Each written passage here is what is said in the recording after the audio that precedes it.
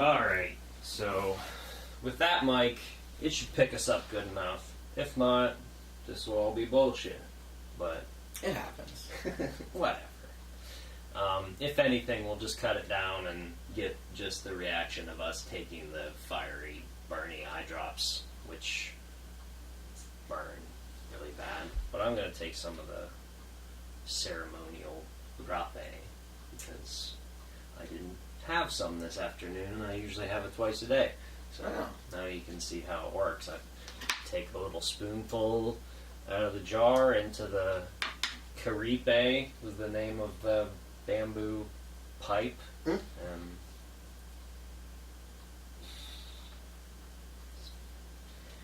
it up your nose. So this stuff's actually kind of light and fluffy. Not very strong. Makes me just think of like Train Spotting, where he gets the heroin suppositories and he's like, for all the good they've done me, I might as well just shove them up my ass.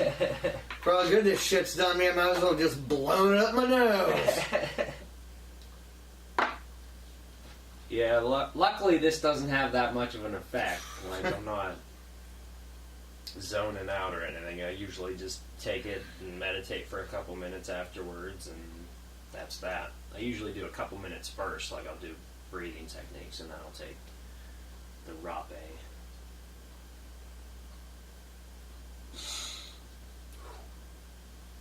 That hit a lot harder. Okay. Got that medicine dropper.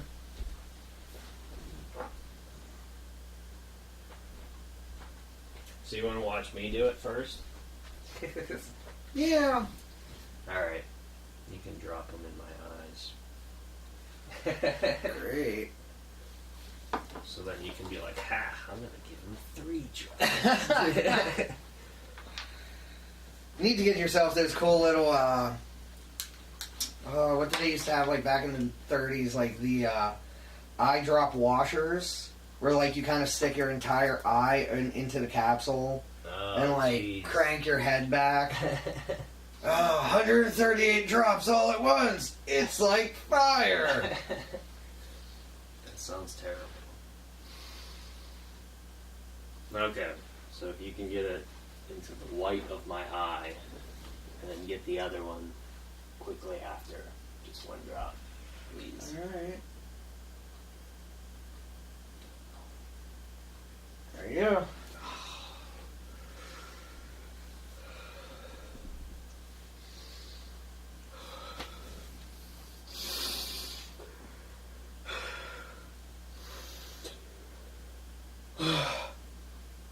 That good, huh? Oh, Jesus.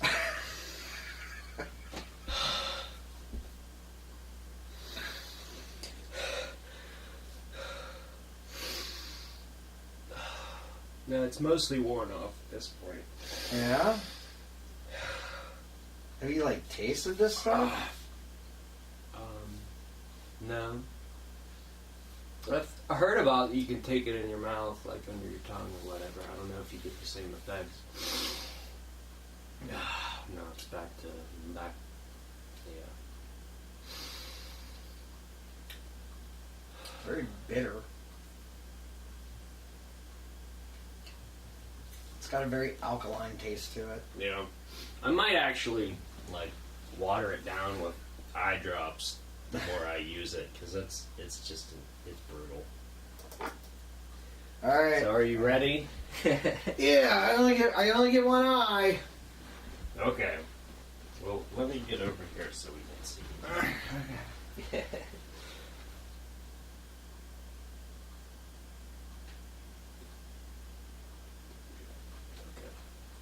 You close your eyes and open that one. Or are you gonna get the other one? No, Rachel asked me not to. Okay. So you're a good boy today. Yeah, good boy. Man, were you right? Wow. I accidentally maced myself one time. How's that compare? This is twice as bad. Yeah, I was wondering because you said you said you had maced yourself before, so I was wondering what that would compare to. So I can definitely. like it wears off. Ooh. Yeah, that's got its nice little stinging effect. I started talking to Rachel, and she was like, I only do one eye. And I was like, this stuff's supposed to, like, heighten your sight and this and that. What am I going to do? How's it going for you, Jason? Can I tell the difference?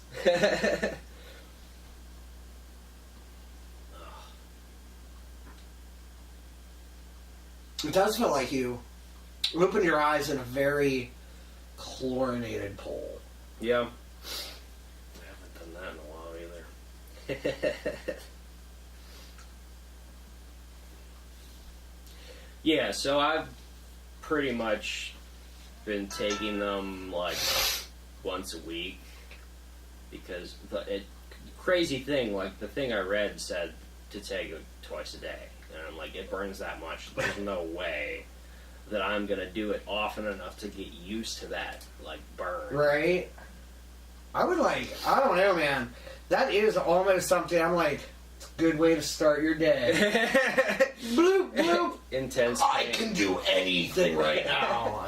Yeah, and that's kind of how I feel about the rapé, because it does, I mean, it burns, and it, like, clears out your sinuses and stuff, and if you take a lot, like, it ends up kind of upsetting your stomach. But taking just the right amount, like, it's a nice, like, energizing, like, clears out your head, and it's a nice way to start the day, for sure. And I don't know about those eye drops, though. I mean, the vial, like, it only cost me, like, maybe $15 or something. Yeah. So at least I didn't drop, like, $50, like... Yeah, right. On something that's intensely brutal. I gave some to a friend, Braden. Like, he's like ape shit about like spiritual healing and all this stuff. Like, does mushrooms a lot, and he posts like tons of like new age bullshit like constantly. Like, it's just, maybe I shouldn't be talking so much shit on him. But so I gave him some of the eye drops, and because he was like real interested in trying it, and I sold him like a gram of the rapé, and he's like, yeah, that stuff, like, you weren't kidding, it burns. And he's like, it had me like, he said he was stomping his foot and like yelling from how much it burnt. Like, it's really hard to get that second drop in, like, within a moment of the other one. Bloop, okay, time to... Yeah, and I'm like, yeah, I'll be like, oh, fuck. And it's hard to get them right after the other. Right. But it feels like, it's, I gotta admit, it's actually kind of nice, because it feels like I've been, like, stretching my eyes, if that makes sense. Like, right now, it feels rather pleasant. It no longer burns, but it feels kind of like I had... I don't even want to put it. Like, I had my eyes opened underwater for a very long period of time. Yeah. And, I don't know, I see that, this might sound retarded, but I see that as, like, a fresh feeling. It's like, oh, yeah, I'm good. You know, it just, I don't know, it just feels like my eyes feel fresh. Yeah. As weird as that sounds. So it's definitely, if it was longer, if the pain stayed longer than it did, it would not be worth it. Right. You know? But, yeah, I mean, it's a pretty intense pain, but for as little amount of time as it is, it's totally doable. Yeah. Yeah, the first I had heard about it talked about from actual experience rather than just like seeing articles. There was a podcast, I think I might have sent it to you, that Mind Left Body, where they talk about it. There's a Native American church in Florida that does ayahuasca sessions. They do rapé, and they'll do Sananga, and they do I think combo as well, and that's our next intensely painful cleansing thing that we're gonna do. And the person talked about how it felt for the Sananga, and they're like, oh, it was like, you know, lightning bolt through your eye, and they were saying theirs was like concentrated, where a normal pain is like 1 to 10. He's like, this is like 14. I'm like, I don't know. But it's supposed to like clear out your third eye, so they do it before the ayahuasca session, so then it clears out blocked energy, supposedly, that lets you have more visions in those psychedelics. Using it in the other situations. Yeah, like you do it beforehand, yeah, and it clears that out so you have more visions. I don't know. I've noticed from taking it that I see more clearly with my eyes closed. Like, I'll see either just a blanker slate, like there's not as much like little distortion, bits of yeah. It's just more clear, but I still don't really visualize much in meditation. Like, I don't usually see anything unless, like, the last time I actually had any sort of like visual experience with meditation is it's usually when I'm outside. Yeah. I'll sit in front of a tree and, you know, maybe meditate for 25, 30 minutes or something. And usually at that point, at the very least, when I open my eyes, it's like, I forgot where I was. I forgot what the surroundings looked like. So, like, it all starts out blue, and then it fades into the rest of the colors. So even that's just an interesting experience. But occasionally, in front of a tree, I'll start to see stuff. Like the one time it was like I was over a mountain. It seemed like a mountain alongside the ocean, and it was like from a movie, like just a small scene of like moving around. But, you know, there's no fucking insight from that. Like, I'm not solving any problems by seeing mountains. But it's a novel experience. Right. It's interesting that, you know, just sitting still and focusing on your breath, you know, you might see some stuff like a waking dream. Yeah. Kind of interesting. Need to give this stuff to Rachel to get rid of her freaky deaky nightmares. Yeah.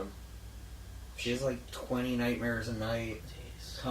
Constantly waking me up, constantly freaking out. One time it was so bad. She woke up at like 5 in the morning and she was just screaming, freaking out about snakes. I had to get her out of bed, and then I had to take the sheets off the bed to make sure she knew there were no snakes there. Like, it's okay, it's totally okay, it's just a dream. And they stick with her, man. They stick with, like, Rachel for lots of time. Let's just put it that way. She will hang on to that nightmare until, like, the next night. Damn. I'm like, psh. I, like, remember a dream once a year, maybe, if I'm lucky, like...